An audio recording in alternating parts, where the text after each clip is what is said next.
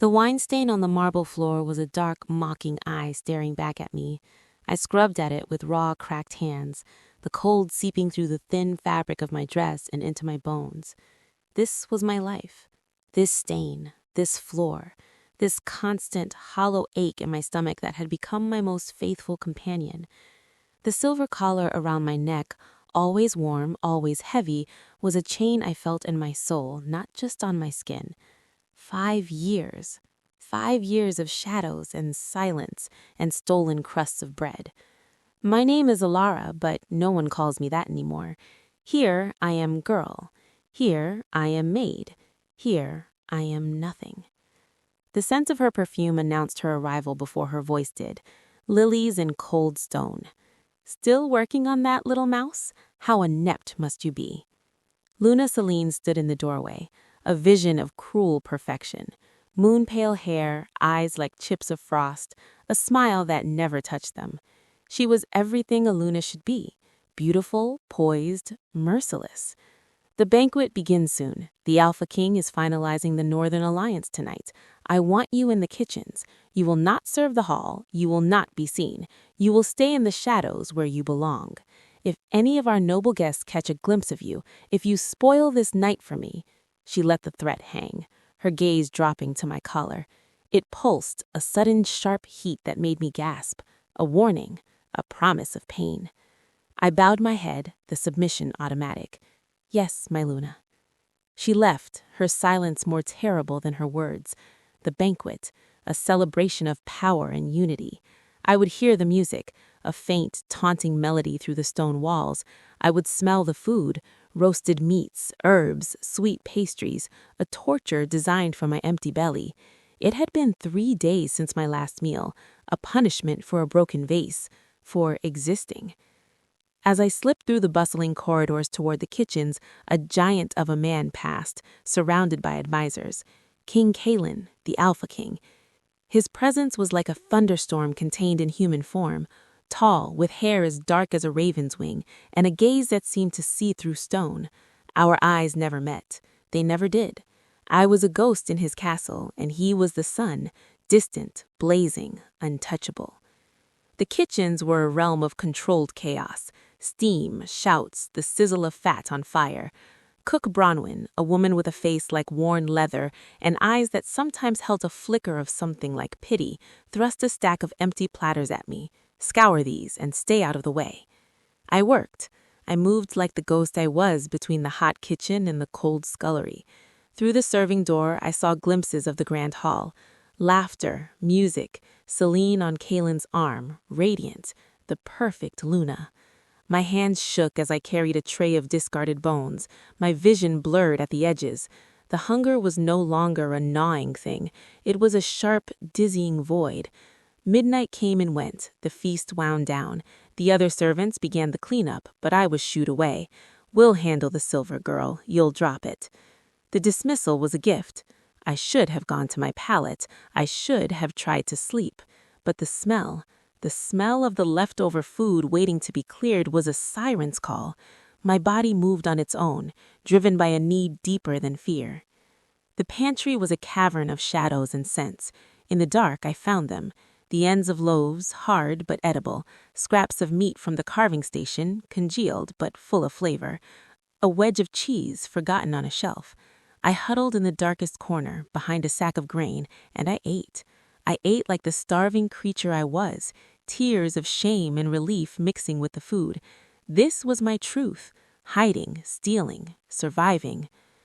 I didn't hear the door open. I didn't sense the presence filling the doorway until the voice spoke, low and resonant, vibrating in the very stones around me. Who was there? I froze, a crust of bread clutched in my filthy hand.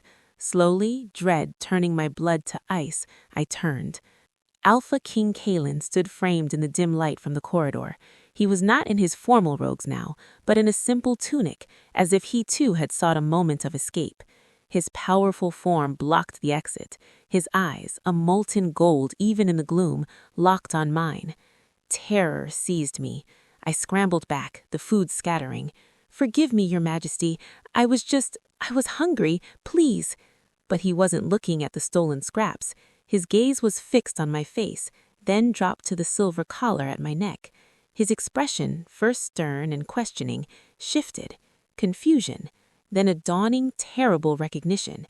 His nostrils flared. He took a step into the pantry. You. I tried to shrink away, but his power held me, an invisible force. He reached out, not to strike me, but toward my collar. His fingers brushed the cursed metal. The world exploded. It wasn't pain, it was a flood, a tidal wave of sensation, of emotion that was not my own. Shock, a grief so profound it stole my breath, a longing 5 years deep, and beneath it, a fury that shook the foundations of the world. Through the storm, I saw his face change. His golden eyes began to glow with an inner feral light. A low growl built in his chest, shaking the jars on the shelves. The scent of his wolf, pine and winter and wild, untamed power, filled the small space. No, he breathed, but his voice was wrong, deeper, rougher. You are... He reached for the collar again, this time with both hands, his muscles corded. The spelled silver, meant to be unbreakable, to suppress my very essence, shrieked in protest. With a sound like a mountain cracking, it snapped. The release was a silent, stunning detonation inside me. The wall that had been inside my mind for 5 years, the wall behind which my memories, my wolf, myself resided, shattered. Power, long dormant, surged up. It was too much. I cried out, falling. Strong arms caught me before I hit the stone. I was lifted, cradled against a chest that rumbled with a continuous primal growl.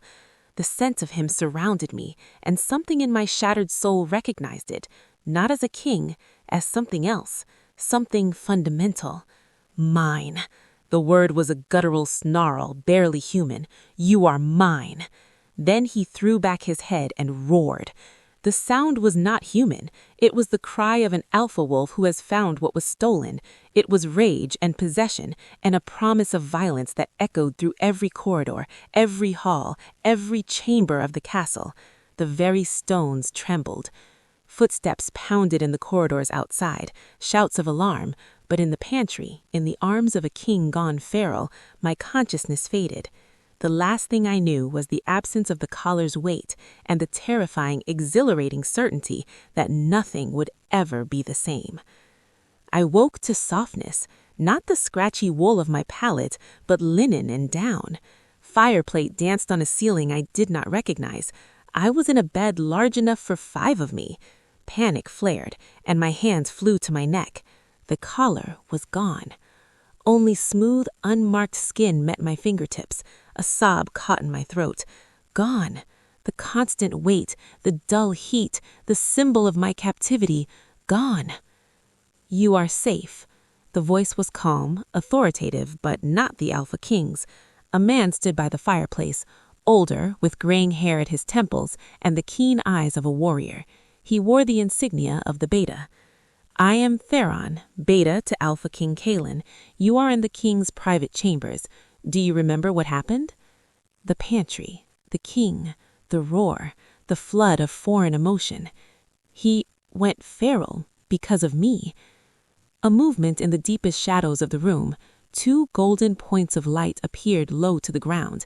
They moved forward, and a massive black wolf emerged into the firelight. He was enormous, his fur as dark as a midnight void, his presence dominating the room. King Kalen. He has been in this form since he brought you here, Theron said quietly. He will not shift back. He will let no one near you but me. The wolf approached the bed. Every instinct told me to cower, to bare my throat. But my own wolf, newly freed and weak, whimpered inside me, not in fear, but in recognition, an aching familiarity. The great head lowered, resting on the bed beside me. Hesitantly, my hand moved of its own volition, sinking into the thick, warm fur. A shudder went through the wolf, and through a connection I could now faintly feel, a thin, glowing thread in my soul, I felt a wave of profound, possessive relief. I don't understand, I whispered. Theron's expression was grave. The collar you wore was not merely a restraint, it was a prison for your mind as well as your wolf. The magic on it, it's old, forbidden. It steals memories, it rewrites truth. Memory alteration. The words unlocked something. A door in my mind, long sealed, burst open. Pain, sharp and blinding, lanced through my skull. I cried out, images flooding me. Not this rough-spun gray, but a dress of deep emerald green. Not a stone floor, but sunlight trampling through forest leaves. Not Celine's cold smile, but the warm, crinkling eyes of an older woman calling me my little wolf. My mother. My name, I gasped, the memories crashing over me like waves. My name is Alara Thorn. My father was Alpha Orion of the Thorn Pack. They're gone. A plague, they said. But it wasn't a plague, was it? More memories. A journey to this very castle, a political alliance, a marriage. Not to a stranger, but to a man with dark hair and golden eyes who looked at me with such hesitant hope. The ceremony, the moment our hands touched and a bond bright and fierce snapped into place between our souls. Kaelin. 3 months. I had 3 months as his Luna. 3 months of learning to rule, of shy conversations turning into easy laughter, of a bond deepening into something real and precious. Then, the betrayal. Celine, my newly appointed lady-in-waiting, my friend. Come, Alara, I need your help with something in the old chapel. Hooded figures, black candles, the smell of iron and decay.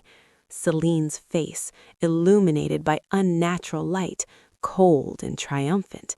Your life is mine now. Then, nothing. The void. Waking as a servant with no past. She killed them, I said, the truth a bitter poison on my tongue.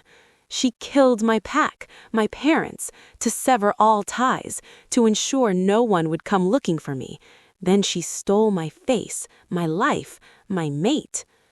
The wolf beside me let out a sound that was half whine, half growl, his agony mirroring my own through our fledgling bond. The magic requires power, constant renewal, sacrifices. The people who disappeared, I whispered, over the years, travelers, servants, they weren't lost to the woods, they were fuel for her spell. The door to the chamber opened silently. Celine stood there, her perfection marred by a crack of fury in her icy composure. She took in the scene, me in the king's bed, the feral wolf at my side, Theron standing guard. What is the meaning of this? Her voice was silk over steel. My love, what has this creature done to you? Some peasant's love charm? Step away from her at once. The wolf rose, a wall of muscle and fury between her and me. The growl that emanated from him was a clear, deadly warning. Leave, Celine, Theron commanded, his own authority ringing out. For a heartbeat, her mask fell completely, and I saw the raw, vicious hatred beneath. It was aimed at me. Then she smoothed her features, wounded dignity settling over her like a cloak. I see I am not wanted, but this is not over. The court will hear of this obsession. Her eyes stabbed into me one last time before she swept out. She knows, I said, my blood running cold. Then she will act, Theron concluded. A spell of this magnitude, if she feels it unraveling, she'll try to make it permanent, bind it to her life force. If she succeeds, exposing her could kill everyone still under the influence. What can we do? We pretend, Theron said, his mind racing. You remain a servant, but in the king's personal service. It keeps you close, under his protection. It gives us time to find proof, to find a way to break the magic without causing a catastrophe. I looked at the wolf, my mate who had destroyed my cage with his bare hands. The thread between us glowed a little brighter. He would not be able to pretend for long. The wolf was too close, the rage too great. But we had to try. For the sake of the kingdom, for the stolen lives, we had to play Celine's game one last time and hope we could beat her at it before she cemented her lies in blood and dark magic forever. The announcement echoed in the grand hall, bouncing off stone and silencing the morning chatter.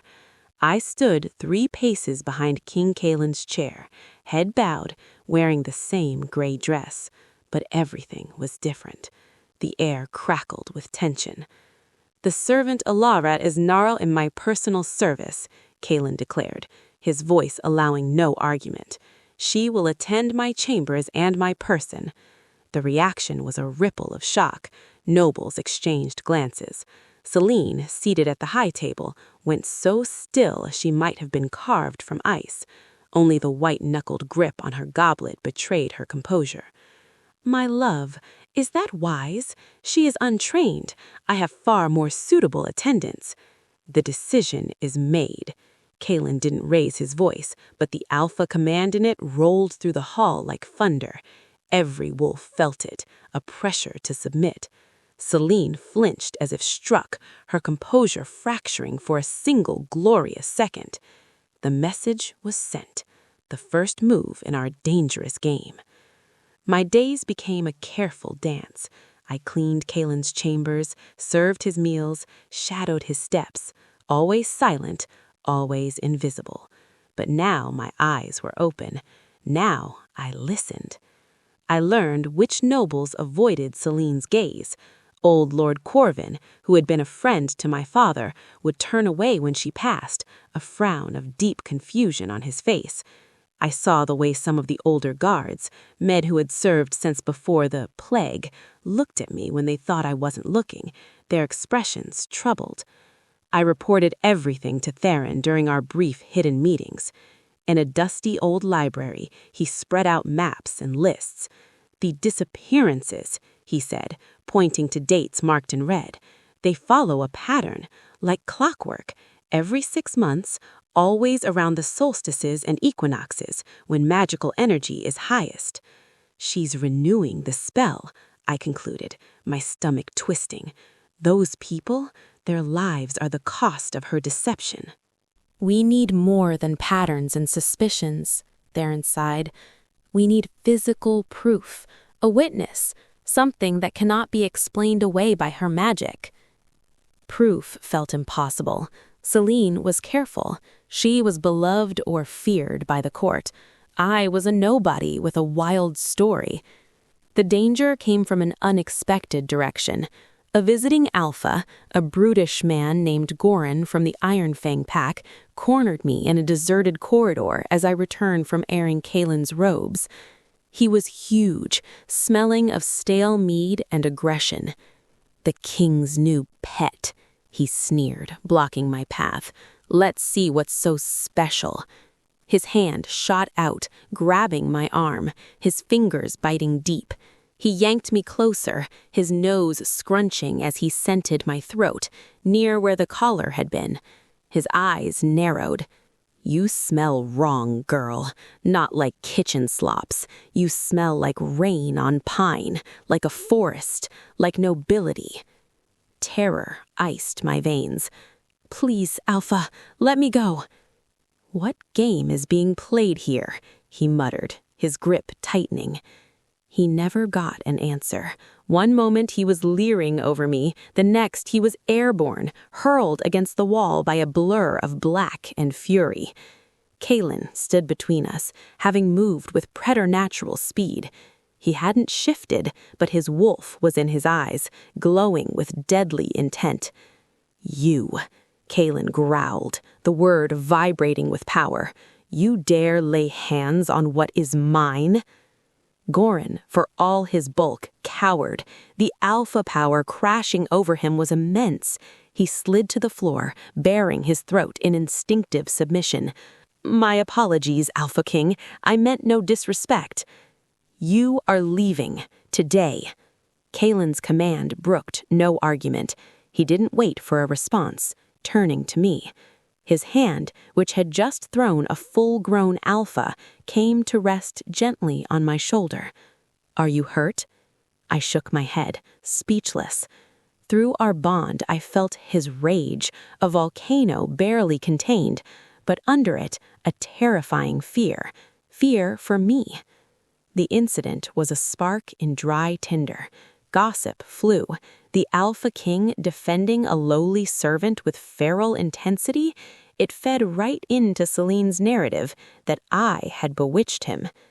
That night, in the solitude of the small antechamber I now used near Kaylin's rooms, the weight of it all crushed me. The memories, the danger, the constant pretense. A storm of tears I had been holding back for 5 years broke free. I muffled my sobs in a pillow, my body shaking. I didn't hear him enter, but I felt him. The bond pulled taut, singing with his concern. Then his arms were around me, pulling me back against the solid warmth of his chest. He didn't speak. He just held me, his chin resting on my head, his presence a silent anchor in my storm. "I'm sorry," I finally whispered. "I'm so weak." His arms tightened. "You are the strongest person I have ever known. You survived her. You survived the unsurvivable. Never apologize for the scars she left. They are proof of your strength, not your weakness." He didn't kiss me. He didn't make any move beyond that solid, comforting embrace. But in that moment, something deeper than passion passed between us through the bond. It was recognition. It was a promise. It was 2 shattered pieces finding their fit again. We cannot wait for proof to fall into our laps. We need to seek it. There is someone who might help, a woman who lives beyond pack laws, in the silent mountains. She knows the old magic. "A witch?" I asked, pulling back to look at him. "A keeper of balances, Moiwa. She has no love for blood magic. If anyone can tell us how to break Celine's spell without killing half the kingdom, it is her." "It's dangerous. If Celine realizes we're gone," "Then we must not be gone long. We leave tonight, in wolf form. It's faster." I looked down at my hands. "My wolf, she's so weak. I don't know if I can shift." "Then you will ride with me." His tone left no doubt. "We face this together, Alara, as we should have all along." The plan was set, a desperate journey for a sliver of hope. As I prepared, a cold certainty settled in my gut. Celine was moving too. The air in the castle felt charged, like before a lightning strike. We were racing a shadow, and I feared the shadow was closer than we knew. We slipped from the castle like ghosts, using passages so old even the stone seemed to have forgotten them. The forest outside was a living darkness, the moon a sliver of bone in the sky. The night air was cool and clean, scented of earth and freedom. Kaylin turned to me. "Ready?" I closed my eyes, reaching for the wolf within. She was there, a fragile, flickering presence behind the wall of my fear. I focused on the bond, on the steady, powerful thrum of Kaylin's own wolf just beneath his skin. I reached for that strength. "Please," I begged my wolf, "just this once." Agony lanced through me. Not the clean pain of change, but the tearing ache of something damaged being forced. A whimper escaped me. I stumbled, my human form stubbornly holding. "Stop." Kaylin's hands were on my shoulders, steadying me. "You're hurting yourself. It's all right." There was no disappointment in his voice, only concern. "You will heal, in time. Tonight, you ride." He stepped back and shifted. It was a beautiful, terrifying transformation. His form flowed, bones reshaping, dark fur erupting. In moments, the massive black wolf stood before me, taller at the shoulder than my waist. His golden eyes held intelligence and grim purpose. I climbed onto his back, burying my hands in the thick fur at his neck. He felt solid as bedrock. Then we were moving. The world became a blur of shadow and sensation. Kalen's mighty muscles coiled and released beneath me as he ate up the ground with incredible speed. Trees whipped past, streams were cleared in a single bound. The wind tore at my hair and clothes. I clung to him, trusting him completely, feeling the bond between us sing with the exhilaration of the run, of shared purpose. We ran for hours, leaving the familiar territory of the pack far behind us. The land grew rugged, the air thinner. Dawn was painting the jagged peaks of the silent mountains in shades of rose and amber when we reached a secluded valley. A simple stone hut, little more than a hermitage, nestled against a cliff face. Smoke curled from its chimney. The very air here hummed with a quiet, ancient power. Before we could approach, the door opened. An old woman emerged. Her hair was a cloud of white, her face a map of deep lines, but her eyes were clear and sharp as mountain glass. She looked at us, at Kalen in his wolf form with me on his back, and she nodded as if we were expected. "Alpha King, and the one who was lost," she said, her voice like dry leaves rustling. "Come in. The dawn is no time for standing about." Her hut was larger inside than it seemed, filled with hanging herbs, strange crystals, and the scent of old parchment and peace. She gestured to stools by a small hearth. "Moira knows why you are here. The stink of blood magic is on the wind, carried from your castle. It offends the old stones. Speak." Between us, we told her everything. My lost memories, the collar, the stolen years, Celine's deception, the pattern of disappearances. Moira listened without interruption, her expression growing grimmer with each revelation. When we finished, she sat in silence for a long time, staring into the fire. A substitution weaving, with memory binding threads, a vile, complex working. To maintain it for 5 years, the cost in lives. She had her head. She plans to make it permanent, to tie the illusion to her own life force. "Can it be broken?" Kalen's voice was tight. "Yes, but not gently. The spell is a parasite sunk deep into the minds of your people. Ripping it out will cause pain, confusion. It requires a power equal to the hatred that forged it. The truth can be that power if it is presented with enough force." "How?" I asked. "The next full moon," she said. "Its light is purifying. I can craft a counterspell, a wave of cleansing truth. But to cast it over an entire castle, to shatter a working of this magnitude, I will need an anchor, a focal point of undeniable reality." She looked directly at me. "You," she said, "you are the living truth she tried to erase. You must stand before the entire court, before the Grand Council, as what you are. Not a servant, the true Luna. Your presence, your bond with your mate made visible to all, will be the crack in her armor. My magic will widen that crack until her entire illusion shatters." "And if she performs her permanent binding before the full moon?" asked Kalen. Moira's face was solemn. "Then we fight a different battle. A battle not just for truth, but against a spell that would make her death a catastrophe for hundreds. You must delay her. You must prevent that ritual at all costs." She began pulling ingredients from shelves. Dried silvery leaves, a vial of water that sparkled with inner light, a smooth black stone. "I need 10 days to prepare. The full moon is in 13 nights. I will come to you. Be ready." The journey back was slower, weighed down by the magnitude of what was to come. We stopped by a mountain stream to rest. The sun was high, dappling through the trees. 10 days, I murmured, splashing cool water on my face. "Can we keep her from acting for 10 days?"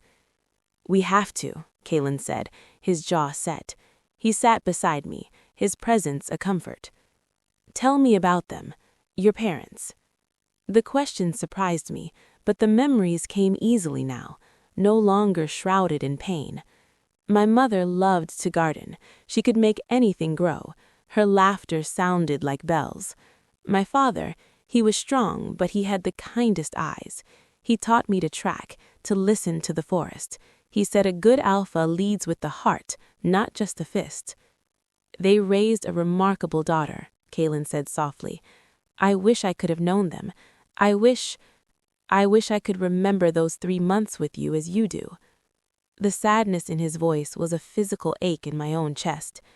You will, I promised. When the spell breaks, you'll remember everything.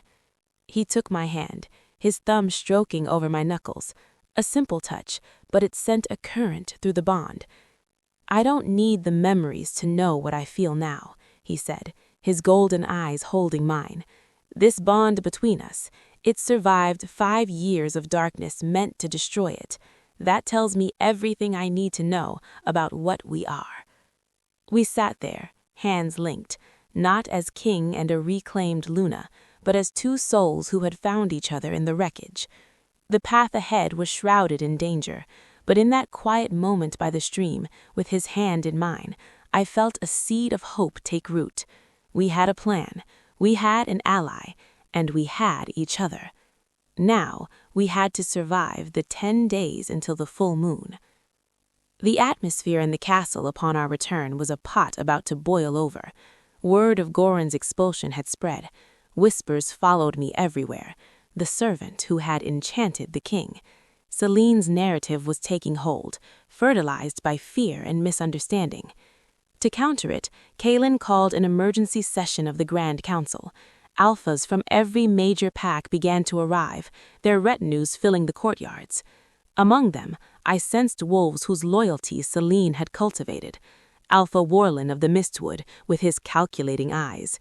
Alpha Driston of the Riverhold, all false charm and hidden agendas.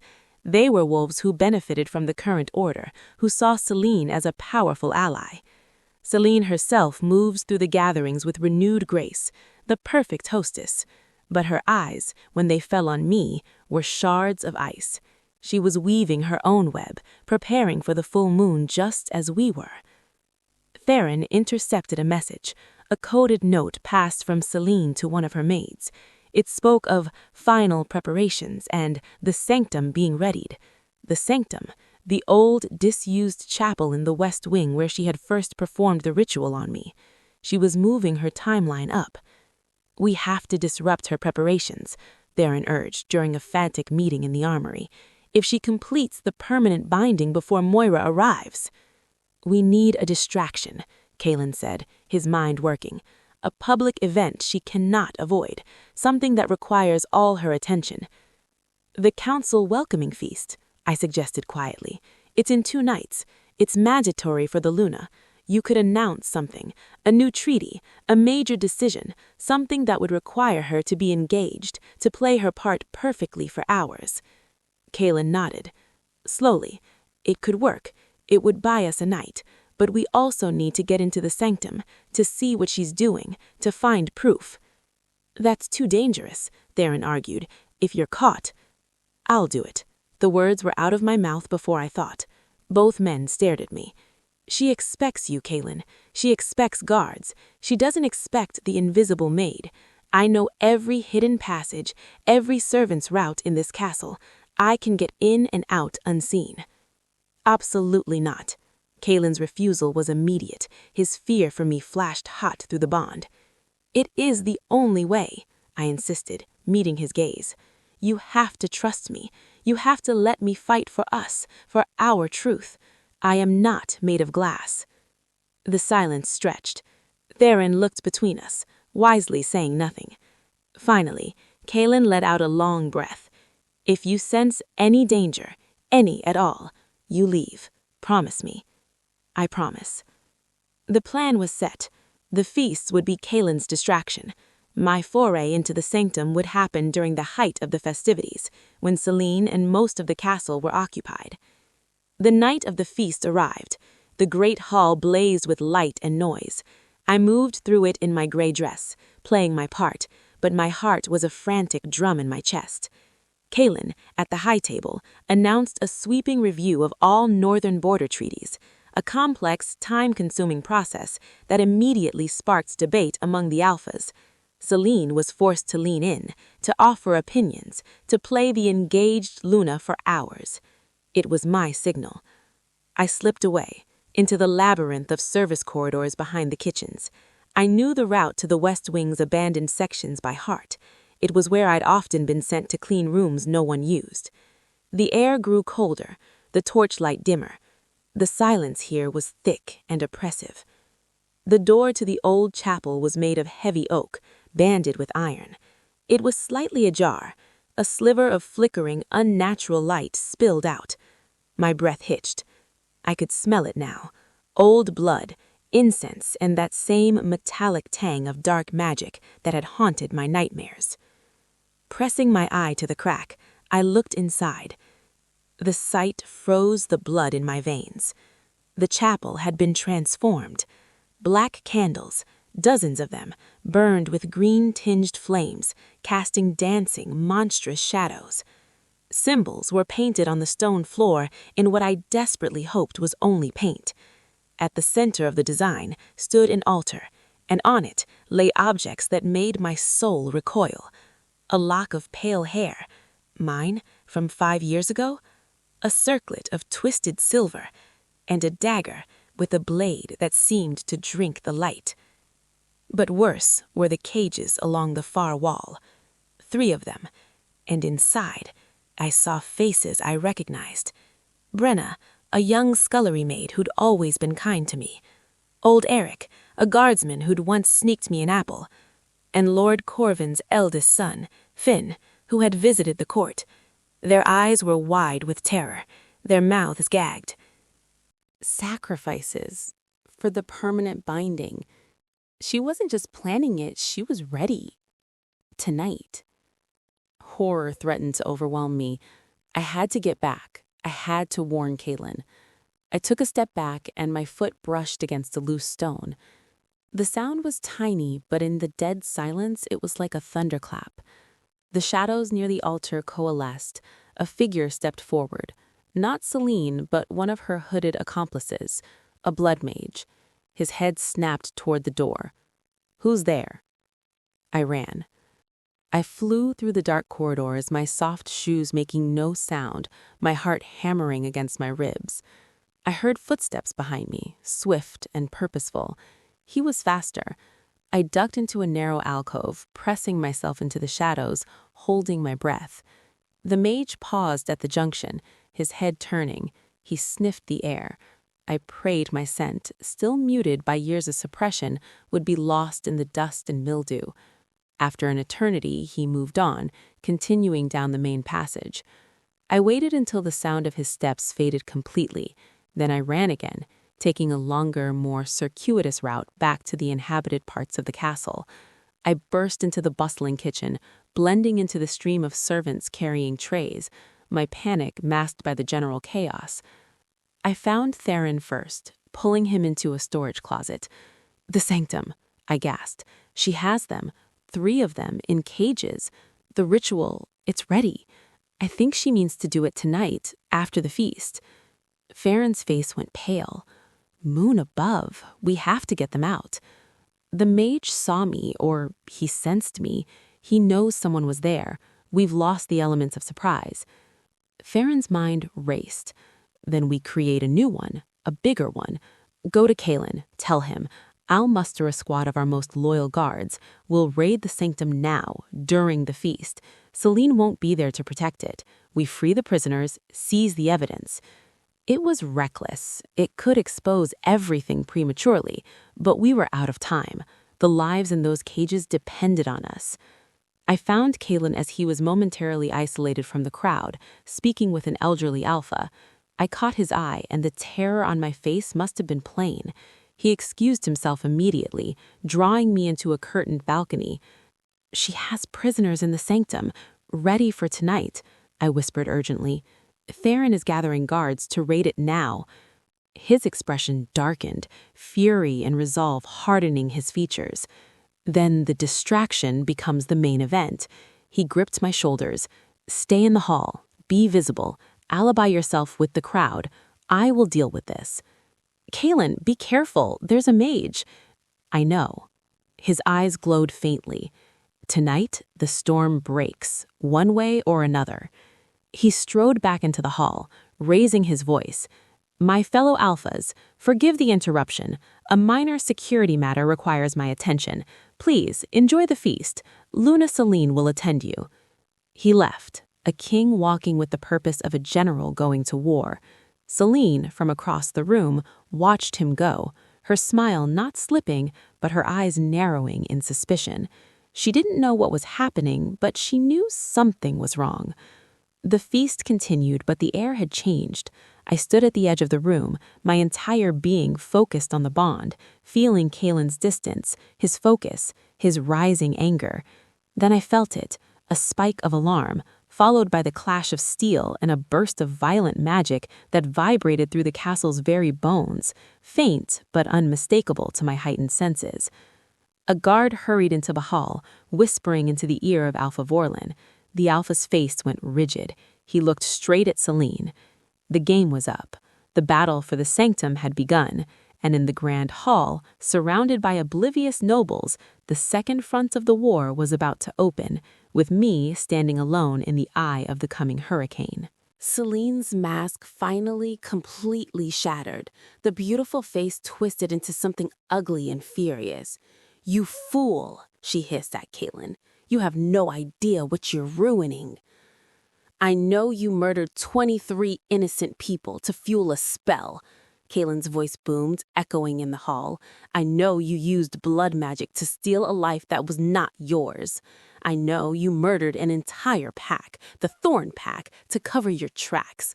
And I know," he said, stepping forward, his power radiating out in waves, "that the woman you reduced to a servant, the woman you tried to break, is Ilara Thorn, my true mate, the rightful Luna of this kingdom." He gestured to me. All eyes burned into me. The invisible maid was invisible no more.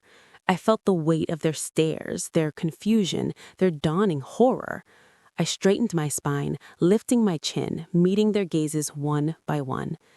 "It is true," I said, and my voice, though quiet, carried. "My name is Ilara Thorn. Selene used dark magic to steal my memories, my bond. She made you all forget. She made him forget." I looked at Kaelin, and the bonds between us flared, a tangible force in the room. Several alphas flinched, feeling the truth of it. Selene let out a sound of pure rage. "You think your little display changes anything? The spell is woven. It is in the minds of every wolf in this territory. You reveal this now, you rip it out, and you will leave them broken, maddened. You will destroy your own kingdom to have her back." It was her final, desperate card, the threat of collateral damage. "There is a way," Kaelin said, his voice unwavering, "a way to break the spell cleanly, but it requires time. The full moon, 3 nights from now." He looked at the Grand Council. "I ask you now, as your Alpha King and as a wolf wronged, grant me those 3 nights. Keep Selene under guard. Let the truth be prepared so it may heal rather than destroy." The Alphas were in an uproar, divided. Some, like Vorlan, looked calculating, weighing sides. Others, like old Lord Corvin, who held his weeping son, looked at Selene with undiluted hatred. Others were simply terrified, feeling their own minds as if they might be fragile glass. "She stays in the dungeons," Alpha Vorlan declared, his voice rising above the din, "under heavy guard with silver, until the full moon. Then we shall see this truth." His gaze swept over me, skeptical but curious. It was not a full victory, but it was a reprieve. Selene was seized by guards. She didn't fight, but as they dragged her away, her eyes found mine. "You haven't won, little mouse," she snarled. "My work is not so easily undone." She was taken. The hall emptied, buzzing with shock and speculation. Kaelin, Theron, and I were left in the suddenly cavernous space. 3 days, Theron breathed. "Moira needs 10. We have 3. "We have no choice," Kaelin said. He came to me, his hands cupping my face. "Are you all right?" I nodded, leaning into his touch. The bond hummed with shared exhaustion, shared fear, but also a fierce, defiant hope. We have to get word to Moira. She has to come now. I'll send the fastest rider we have, Farron said, already moving. As he left, Kaelin pulled me into a tight embrace, just holding me. The fear I felt through the bond was for me, for the kingdom, for the fragile chance we clung to. When she comes, I whispered against his chest, when Moira performs the spell, will you remember? Will you remember us? He pulled back to look at me, his thumb brushing a tear from my cheek. I remember enough, he said softly. I remember that my soul knows yours, that when I saw you in that pantry, something in me that had been dead for 5 years came roaring back to life. That is the only memory I need. We stood together in the silent hall, the ghosts of a stolen past and the specter of a dangerous future swirling around us. We had exposed the snake, but her venom was still in the bloodstream of the kingdom. The next 3 days would be the longest of our lives, waiting for the moon and praying that Moira's magic and our truth would be enough to cleanse the poison. The castle under siege was a strange, tense place, not besieged by an enemy army, but by truth and fear. Celine was imprisoned in a silver-lined cell deep below, but her presence was a poison in the stones. The Grand Council remained, a restless, divided body, camped in the guest wings. Arguments echoed through corridors. Some alphas believed our story entirely.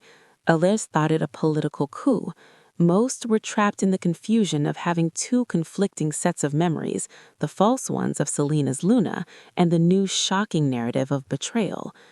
I was moved from the servants' quarters to a proper chamber near Kaelin's, though we maintained propriety. It was no longer about hiding, but about preparing. My role had shifted from invisible maid to central figure in a coming upheaval. I spent hours with Theron, reviewing the names of the 23 victims, ensuring their families would be notified, that reparations would be made. It was heartbreaking, sacred work. Cook Bronwyn came to see me, wringing her apron in her hands. "My lady, Elara," she said, tears in her eyes. "I always felt something was wrong. The way she treated you. I tried to give you extra bread when I could. I'm so sorry it wasn't more." I took her work-worn hands. "You gave me kindness when I had none. That was everything." These small moments of reconnection were islands of peace in the storm, but the storm was always there, brewing. On the second day, our fast rider returned, exhausted.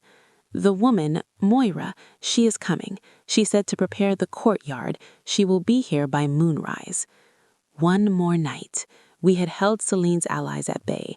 Vorlin and Dristan were watched closely, their movements restricted, but the sense of impending conflict was a living thing. That evening, Kaelin found me on a secluded balcony watching the first stars appear. I can't stop thinking about what she said, that her work is not so easily undone. What if breaking the spell doesn't give you your memories back? What if it only breaks her hold on everyone else? You might never remember our time together. He stood beside me, his shoulder brushing mine. "Elara, look at me." I did. His golden eyes were earnest in the twilight. "When I saw you in that pantry, it wasn't a memory that guided me. It was my wolf, my soul, the bond she could suppress but never sever. That is the only memory I need." His words were a balm, but a new anxiety had taken root in me that I hadn't voiced. And what of the kingdom? When they remember, they'll remember failing me. They'll remember watching me serve and suffer and doing nothing. How do I lead wolves who feel such shame? How do we move forward from that? "With grace," he said simply, "with the same strength you showed in surviving. You do not lead by reminding them of their failure, but by showing them a better way. Your reforms for the servants, that is the first step. You lead with compassion because you understand suffering. That will be your strength, not your weakness." He was right. The scared servant and the born Luna were merging within me, creating something new, a ruler forged in darkness but aiming for the light. "Tomorrow night," I said, the words heavy. "Tomorrow night," he agreed. He didn't touch me beyond that brief contact, but the bonds between us was a solid, warm presence, a tether in the coming tempest. We face it together. The final day dawned clear and cold. The castle was a hive of nervous activity. The courtyard was prepared according to Moira's instructions, cleared with a central space marked with purified salt. The Grand Council was assembled on a dais. The entire castle pack, those who could be spared from their posts, gathered around the edges, a sea of anxious faces, their minds still clouded by Celine's lies. As the sun began to set, a ripple went through the crowd. A small, cloaked figure walked through the main gates, unattended, unheralded. Moira had arrived. She looked even smaller amidst the stone and the crowd of wolves, but her presence commanded silence. She approached the dais where Kaelin and I stood. Her sharp eyes took in everything. "The threads are fraying," she said without preamble, her voice carrying strangely in the open air. "The false Luna's rage is weakening her own weave. It is time." She looked at me. "You are ready?" I was wearing a simple dress of deep blue, not the grand gown of a Luna ceremony, but something honest. My hair was loose, I wore no crown, no jewelry except for a single old silver bracelet that had been my mother's, found in a hidden compartment of my old trunk, a relic that had escaped Celine's purge. I nodded. "I am ready." "Then take your place at the center." I walked into the marked circle in the courtyard. Thousands of eyes were on me. I saw curiosity, skepticism, hostility, hope. I felt Kaelin's steady support through the bond, an unshakable pillar. Moira began to chant.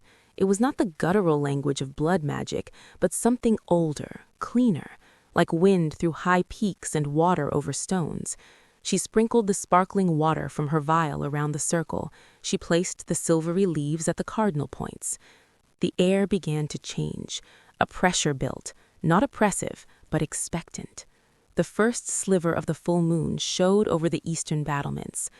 Moira's chanting grew louder. She raised her hands, and the leaves at her feet glowed with a soft, white light.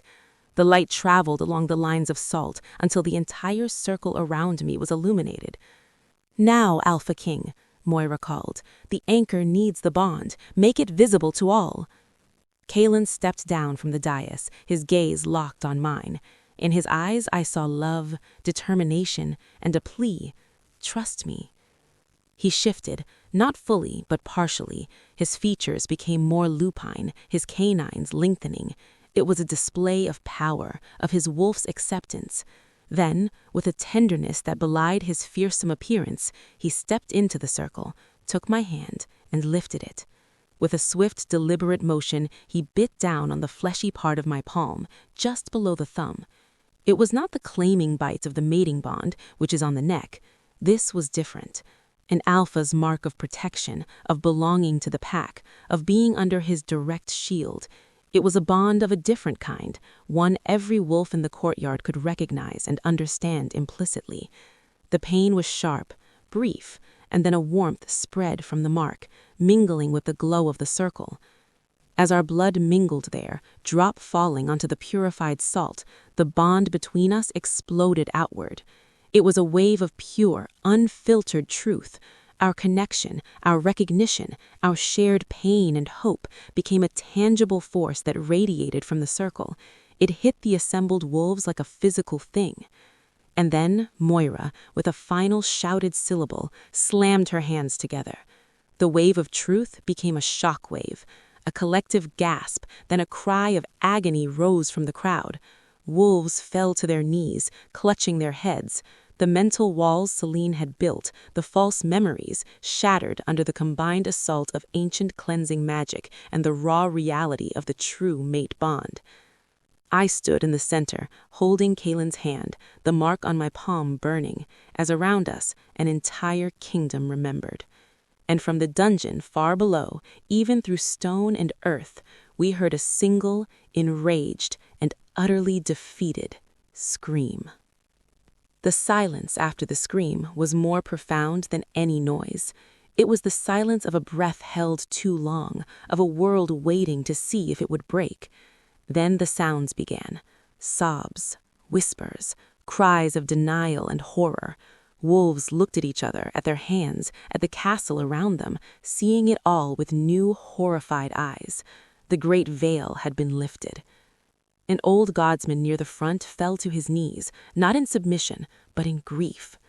"Lady Alara, I escorted you to the gardens. You gave my son a sweet from your plate, and I watched you scrub floors and said nothing." He buried his hands in his hands.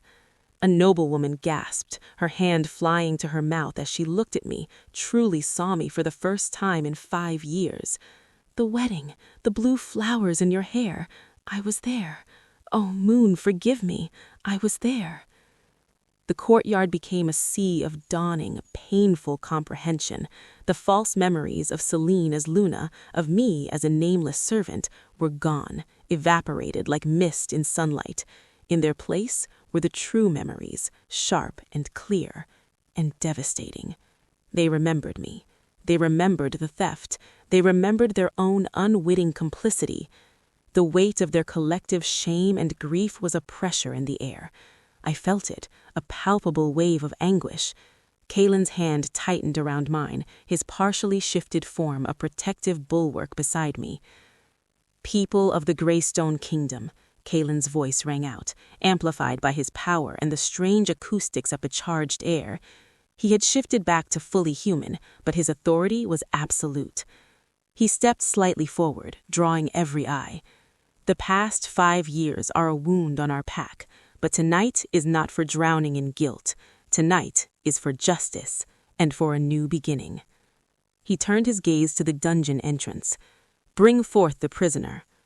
The crowd parted as a contingent of guards emerged, dragging Celine between them. She was bound in heavy silver chains that smoked where they touched her skin. Her beautiful face was contorted with hatred and a wild, desperate fury. The sight of her, stripped of her illusion and her power, sent a new ripple through the crowd, this one of raw, visceral anger. They saw her now for what she was, not a Luna, but a murderer, a thief of lives and love. Kaelin faced the Grand Council on the dais. "You have heard the evidence. You have felt the truth. You have witnessed the breaking of the spell that clouded your judgment. Celine Val stands accused of high treason, mass murder through blood magic, and crimes to the very soul of our kind. How do you find?" There was no discussion, no deliberation. The truth was in their minds, clean and terrible. Alpha Vorlon, his face pale but resolute, stood as the senior member. "Guilty, on all counts. The sentence for blood magic is death." The words echoed in the silent courtyard. Celine threw back her head and laughed, the sound rasping and insane. "Death! You think that frightens me? I have lived the queen. I have held power you pathetic creatures can't imagine. I have won." "You have lost everything," I said, my voice clear and calm, cutting through her mania. I walked to the edge of the circle, stopping before her. "Your name will be erased. Your deeds will be a lesson in horror for generations. No one will mourn you. No one will remember you with anything but disgust. You will be nothing." For the first time, a crack appeared in her fury. Not fear, but a deeper terror. The terror of oblivion, of being forgotten. My words had found their mark. "Execution will be carried out at dawn," Kaelin declared, "by my hand as the alpha most grievously wronged." As Celine was dragged away, spitting curses, the focus returned to the shattered, grieving crowd. The victory felt hollow amidst so much pain. Kaelin addressed them again, his voice softer now. "Go to your families. Comfort each other. The healing begins now. We will face the days ahead together, with truth as our foundation." The crowd began to disperse slowly, shell-shocked, groups forming not by rank, but by shared sorrow and dazed conversation. Exhaustion hit me then, a tidal wave that made my knees buckle. Kaelin was there, his arm around me, holding me up. Moira approached, looking weary but satisfied. "The weave is broken, cleanly. The memories are restored. There will be confusion, grief, but no lasting madness.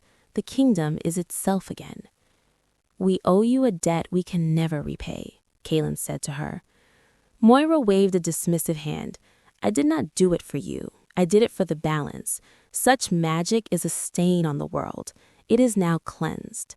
She looked at me, her ancient eyes seeming to see into my soul. "Your wolf will heal, child. She has been in the dark, but she is strong, like her mistress." With a nod, she turned and walked away, disappearing into the night as quietly as she had come. Kaylin helped me back to my chambers. The mark on my hand throbbed, a constant, gentle reminder of his public claim. We didn't speak much. There were no words adequate for the enormity of what had just happened. He helped me sit by the fire, then knelt before me, examining the mark. "Does it pain you?" "No," I whispered. "It feels right." He looked up at me, and in his golden eyes I saw a storm of emotion. "Alara, I remember."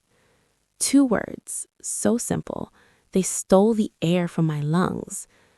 The moment Moira's wave hit, it was like a dam breaking. I remember it all. The first time I saw you at the Alliance meeting, trying so hard to look fierce and looking utterly terrified instead. Our wedding day, your hand was shaking in mine. The way you laughed at my terrible jokes in the garden. The way you argued with me about border policy, your eyes flashing with passion. His voice grew thick. I remember the bond forming. It felt like coming home. I remember loving you so much. Tears streamed down my face, but they were tears of joy, of a healing so profound it hurt. He remembered. Our past was no longer mine alone to carry. He reached up, wiping my tears away with his thumb. "I am so sorry for every moment you suffered alone, for every day I did not know you." "You found me," I said, covering his hand with mine. "You broke my cage. You believed the truth even when you couldn't remember it. That is everything." He rested his forehead against mine, and we stayed like that for a long time. 2 souls reunited not just in the present, but across the stolen years. The past was remembered, the guilty were condemned, and for the first time in 5 long years, the future finally felt like it belonged to us. Dawn came pale and cold. The execution was a somber, necessary affair, held in the same courtyard that had witnessed the breaking of the spell hours before. This time, the crowd was smaller, quieter. The Grand Council, the Castle Guard, and those who had lost loved ones to Celine's sacrifices stood in a grim circle. Celine was brought out. The defiance was gone, replaced by a hollow, broken rage. She looked at no one, her gaze fixed on some distant point. She had lost, and she knew it. Kaylin, dressed in simple warrior leathers, stepped forward. He carried no weapon. The sentence for blood magic was death by combat, the condemned given one final chance to fight their executioner. It was a formality, a nod to the old ways, but a necessary one. "Celine well," Kaylin's voice was flat, devoid of the passion that once consumed him. This was not about passion anymore. It was about duty. "Celine well, you have been sentenced. Do you wish to claim your right to combat?" She finally looked at him, her lips peeling back from her teeth in a silent snarl. She shifted. Her wolf was as pale and cruel as she was, all sharp angles and malice. She launched herself at him without a sound, a streak of white fury. Kaylin shifted in mid-motion, meeting her charge. The fight was brutal, swift, and utterly one-sided. Celine had never been a warrior. Her power had always been manipulation, magic, and deceit. Against an Alpha King, a born fighter whose rage was now a cold, focused instrument, she stood no chance. It was over in less than a minute. Kaylin's jaws closed on her throat, and with a single powerful wrench, it was done. Her body went limp. He dropped her, shifting back to human form, his expression unreadable. A collective exhale seemed to move through the witnesses. It was not a cheer. It was the release of a long-held breath. Justice, however grim, was served. Let this be an end, Kaelin announced, his voice carrying the weight of finality. Let the darkness she wrought be buried with her. We look to the light now. Her body was taken away to be burned in secret, her ashes scattered in unhallowed ground. There will be no marker, no remembrance. The rest of the day was spent in the practicalities of aftermath. The 3 rescued prisoners, Finn, Brenna, and Eric, were reunited with their families amid tears and joy. Plans were announced for a permanent memorial to the 23 victims to be built in the castle gardens.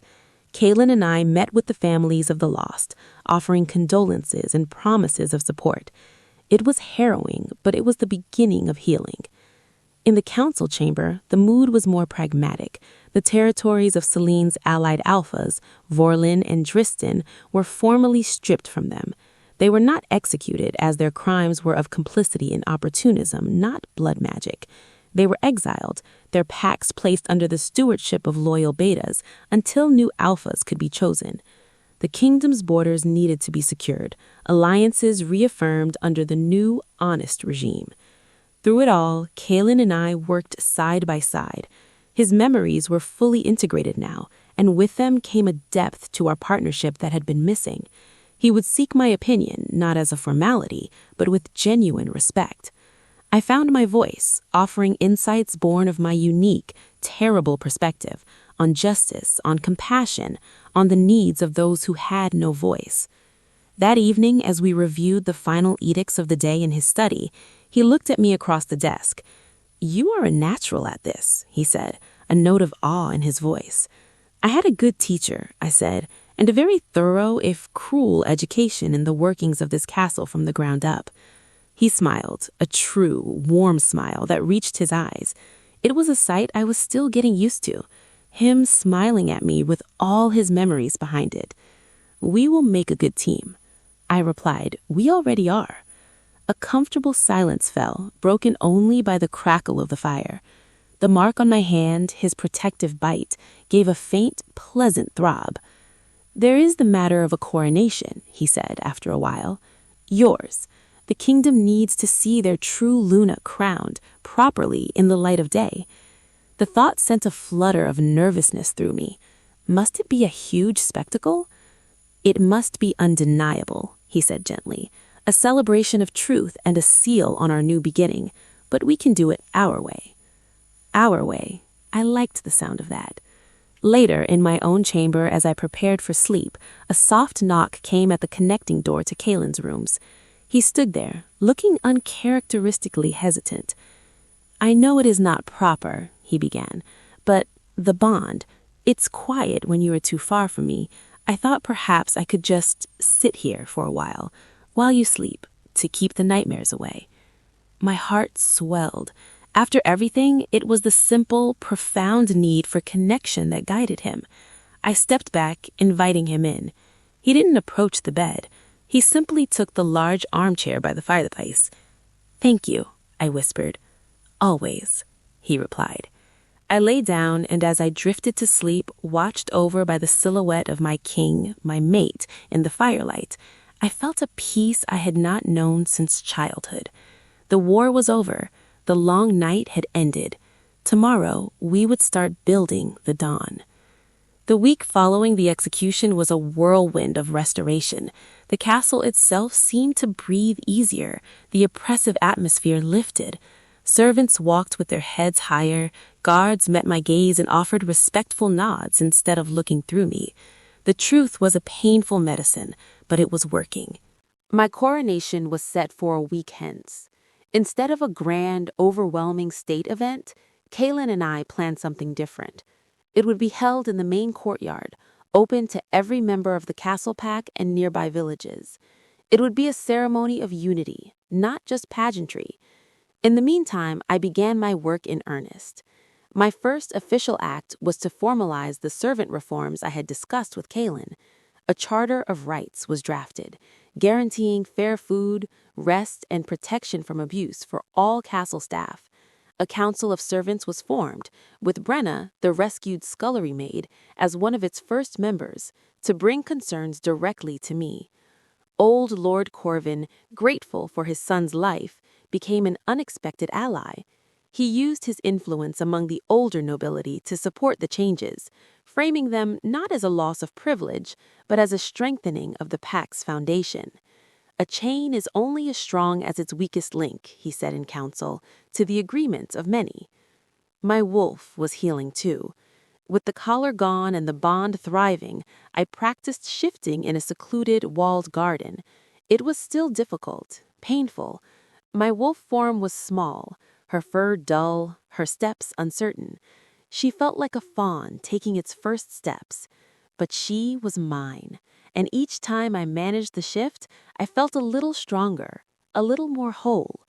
Kalen would often join me there, in his human form, offering quiet encouragement. Don't force it. Let her come to you. She's been imprisoned. She needs to learn trust again. One afternoon, as I sat panting on the grass after a failed attempt, he sat beside me. I have something for you. He held out a small velvet pouch. Inside was a necklace. Not a crown, not yet. A simple pendant on a silver chain. The pendant was a cleverly wrought piece, a tiny, delicate wolf curled in sleep, crafted from gray moonstone, and nestled protectively against a larger, stronger wolf carved from dark onyx. It's beautiful, I breathed. The gray wolf is you, as you were, he said softly, his finger tracing the stone. Surviving, resting. The black wolf is me, is us, standing guard, not overshadowing, but protecting, a promise that you will never be alone or defenseless again. Tears pricked my eyes as he fastened it around my neck. The cool stones rested against my skin, right over my heart. It was a more meaningful symbol than any crown. Thank you. The coronation day arrived, sunny and clear. I did not wear an elaborate gown. Instead, I wore a dress of deep forest green, the color of resilience and growth, embroidered with silver threads like moonlight on leaves. My mother's silver bracelet was on my wrist, the new pendant at my throat.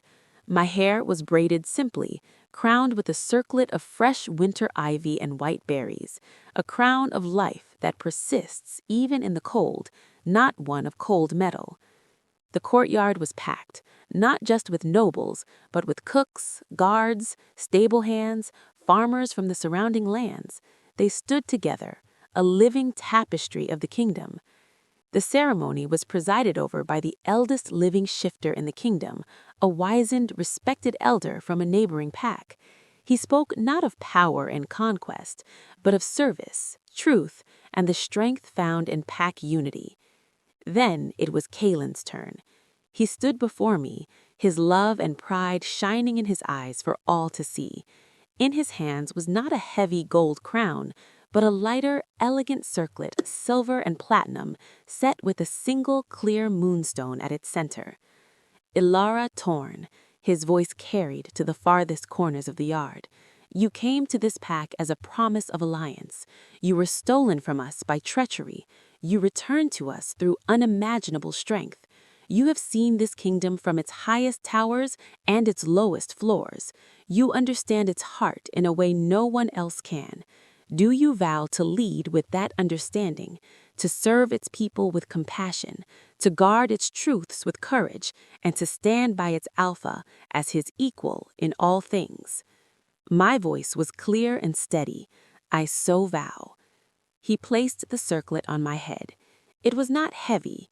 It felt right.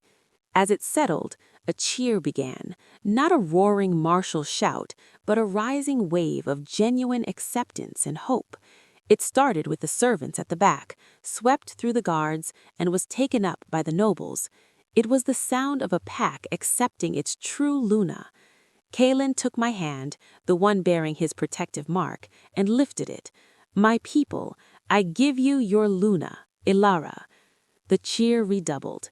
As we turned to face them, hand in hand, I saw tears on many faces. Not tears of grief this time, but of healing. The crown on my head was not a weight of obligation, but a symbol of a hard-won homecoming. The celebration that followed was a true feast, with tables set up in the courtyard for everyone. There was music, dancing, and laughter that felt real, unforced. I moved through the crowd, not as a distant figure on a dais, but among them, speaking with everyone from alpha lords to gardeners' children. As the moon rose, high and full, casting its pure light over the castle, Kalen found me by the central fountain. The noise of the celebration was a happy hum around us. "You did it," he said, his eyes soft. "We did it," I corrected. I touched the circlet on my head. "It feels strange, but good. It belongs there." He reached out, his fingers gently brushing a stray strand of hair from my face. The touch was electric, speaking of a depth of feeling that went beyond words, yet remained respectful. Halal. The bond between us swelled with a contentment so deep it was a new kind of magic. We stood there together, king and queen, alpha and Luna, mate and mate, under the moon that had witnessed our darkest hour and now shone on our new beginning. The road ahead would have challenges, rebuilding trust, managing the kingdom, healing the lingering scars. But we would face it side by side, our bond our guide, our hard-won truth our foundation. The story of the maid and the king was over. Now began the story of the Luna and her alpha. And for the first time in my life, I was not afraid of what came next. Peace, I was learning, was not the absence of trouble, but the strength to face it together. The months following my coronation were a time of deliberate, careful rebuilding. The kingdom, like a body healing from a deep wound, was tender. Memories of Celine's reign and their own unwitting compliance still caused flinches of shame among my people. My days were filled with quiet work, listening, mediating, and slowly implementing the changes we had promised. My new role, as Luna, was a strange garment I was still learning to wear comfortably. The circlet was light, but the responsibility was immense. I divided my time between the formal council chambers and the places I knew best, the kitchens, the stables, the gardens. I held open audiences not just for nobles, but for any pack member with a grievance or a need. The first few were terrifying, a sea of faces looking to me for answers. But I remembered my father's words, "Listen first. The answer is often in the problem." One such audience brought a farmer from the northern reach, his hands twisted with arthritis. "The river changed course after the spring floods, Luna," he explained, wringing his hat. "My fields are parched. The alpha of my sector says it's my problem to solve, but I haven't the means to dig a new channel." This was the kind of small, crushing injustice that had flourished in the shadow of Celine's grandiose deceit. I sent engineers from the castle to assess the land and decreed that the cost would be borne by the royal treasury, as the river was a shared resource. The man wept with relief. Word spread. It was a small act, but it was a stone placed in the foundation of a new kind of rule. Kalen supported me in every way, his trust absolute. In council, he would often defer to my judgment on matters of domestic welfare, while I leaned on his expertise in defense and diplomacy. We were finding our rhythm, a partnership that felt more natural with each passing day. Our bond was a constant, quiet hum of connection. A shared glance across a crowded room could steady my nerves. A brush of his hand against mine as we walked could convey more than words. Yet not all shadows had been banished by the full moon. The exiled alphas, Vorlin and Dristan, were not content in their obscurity. Rumors, carried by nervous traders and scouts, reached Theron's ears. They were gathering discontented wolves in the border wilds, whispering that Kalen was weak, led astray by a servant girl Luna, that the old ways of unquestioned alpha dominance were being eroded. They called themselves the True Fang. It was a predictable backlash, but dangerous. It preyed on the fear of change, on the bruised pride of those who missed the old, brutal hierarchy. "They are few, and they are cowards who followed a witch," Theron argued on one evening in the war room. "They lack the strength for a direct challenge." I said, studying the map where their activity was marked, Poison does not need strength, only a willing ear. They will not attack the castle, they will attack our progress. They will target the new bridge we're building, scare the farmers accepting our aid, spread lies to undermine the servant council. I understood their tactics because they were the inverse of my own. Where I sought to build trust in the light, they sought to sow fear in the shadows. Kalen's jaw was tight. I will not have your reign threatened by these snakes. Then we do not give them a target, I said, an idea forming. We take away their fuel. We prove their lies wrong, not with soldiers, but with results. I pointed to the northern sector, the poorest and most remote. Let us go there, not with a royal procession, but with aid, healers, builders, seed for planting. Let them see their king and queen not on a throne, but in the mud, helping to raise a barn. Let the people themselves become our strongest defense against these whispers. Theron looked skeptical, but Kalen's eyes gleamed with understanding. You fight a war of perception with truth, he said, just as we did before. Exactly. Our journey north was not a secret, but it was humble. We traveled with a modest guard and a large contingent of craftspeople and healers. The reception in the dusty, wind-scoured villages was wary at first. These people had been neglected for years.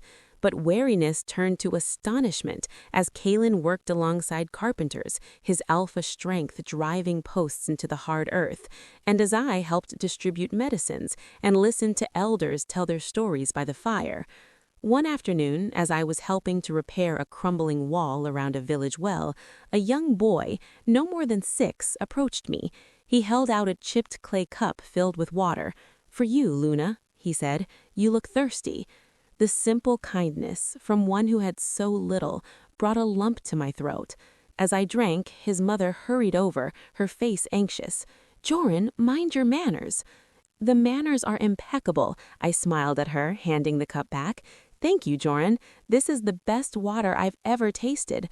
The woman's anxiety melted into a shy, hopeful smile. This was the work, stone upon stone, smile upon smile. It was slower than issuing decrees, but it was building something real. One night, camped under a vast, starry sky, Kalen found me by the watchfire. "He love you," he said simply, sitting beside me, "not because they have to, because they see you." "They are beginning to trust us," I corrected gently. "Love takes time." I leaned my head against his shoulder, drawing warmth from him. "This is harder than facing Celine. That was a clean enemy. This is doubt. It's a ghost.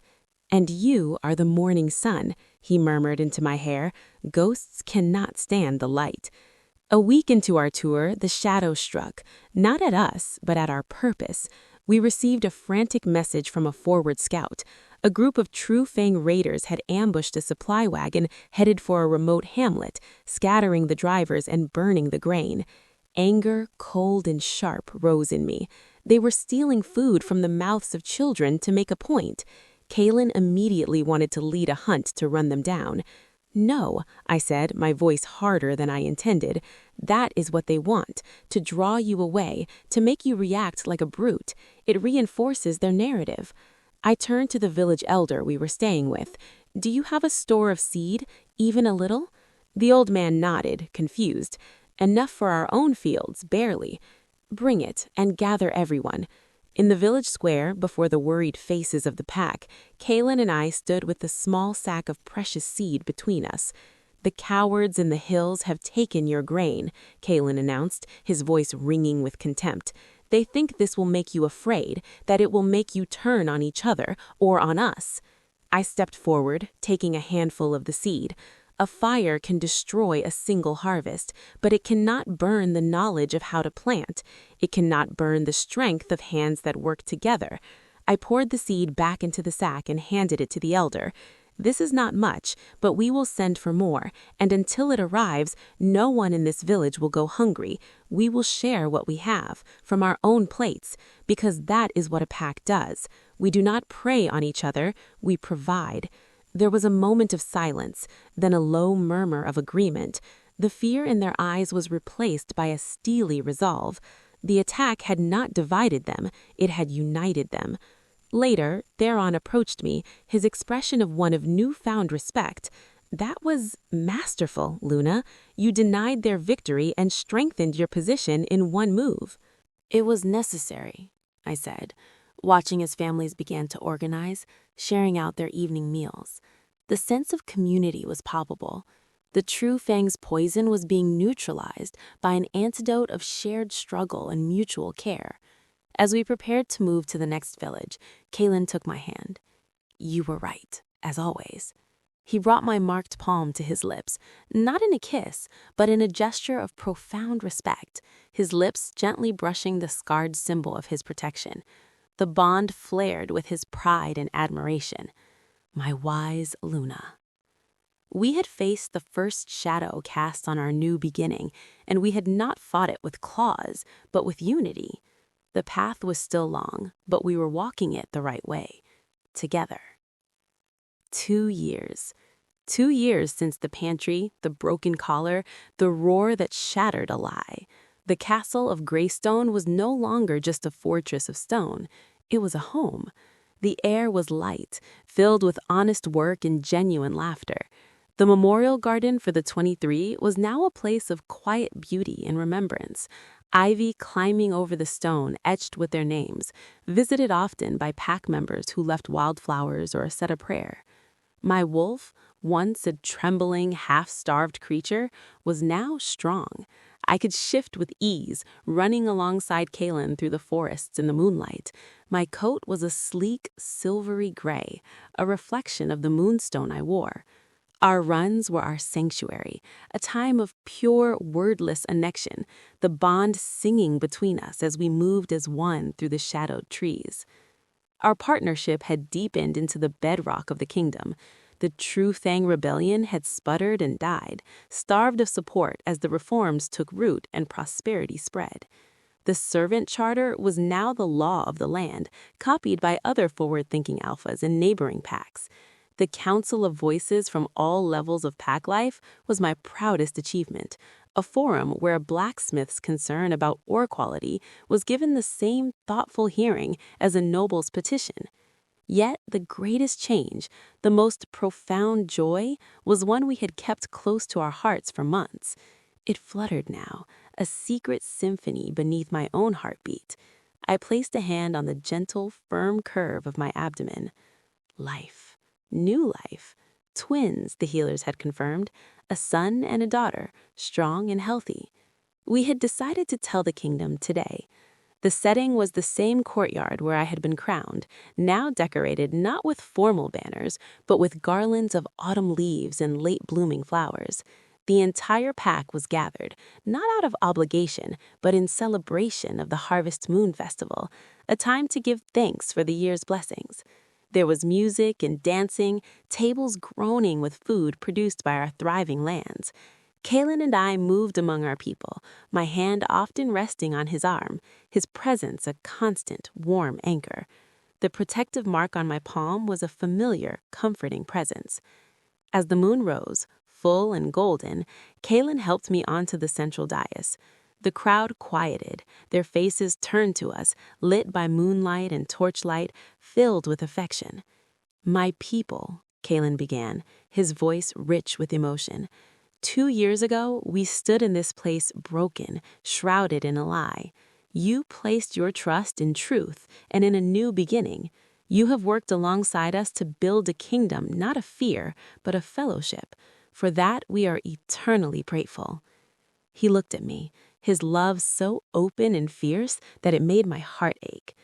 A kingdom is more than land and laws. It is a legacy. It is hope for the future. He took my hand, lifting it with his, our marked palms facing the crowd.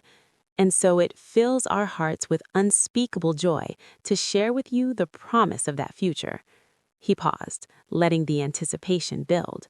I smiled at the sea of faces, my other hand settling on my stomach. The gesture was not lost on them. A ripple of understanding went through the crowd. Your Luna, Kalen announced, his voice swelling with pride, carries the next generation of Greystone, twin pups who will grow up in the light of the truth you all helped to win. The silence held for one more second, and then the courtyard erupted. It was not a cheer, but a roar of pure collective joy. Hats were thrown in the air, strangers embraced, tears streamed down weathered faces. It was the sound of a pack celebrating not just an heir, but a symbol of their hard-won peace and continuity. Later, as the celebration swirled around us, we stole a moment of quiet on a balcony overlooking the gardens. Kalen stood behind me, his arms wrapped gently around me, his large hands splayed over mine on my belly. "Are you happy?" he whispered into my hair. "More than I ever dreamed possible," I answered, leaning back into his strength. I thought of the girl hiding in the pantry, eating scraps to survive. She was still a part of me, but she was no longer afraid. She was the foundation upon which this joy was built. "We have come so far." "And we have so far to go," he said, his voice a soft rumble. "Together." I turned in his arms to face him. In his golden eyes, I saw my reflection, a woman crowned with ivy and moonlight, a queen, a mother, a mate. I saw the love that had waited for me through 5 years of darkness, the strength that shattered my chains, the partner who walked beside me into the dawn. "I love you, Kalen," I said, the words simple and utterly profound. He rested his forehead against mine, the bond between us glowing with a contentment so deep it felt eternal. "And I love you, Alara, my Luna, my mate, my life." Below us, our people celebrated under the harvest moon, their laughter and music rising into the clear night. The shadows of the past were gone, remembered but no longer feared. Before us stretched a future built on truth, strengthened by hardship and bright with promise. The story that began with a feral king finding his lost mate in the dark had become the story of a kingdom reborn. And as I stood in the circle of my mate's arms, our future growing within me, I knew with absolute certainty that our happy ending was not an end at all. It was just the beautiful, glorious beginning. The end.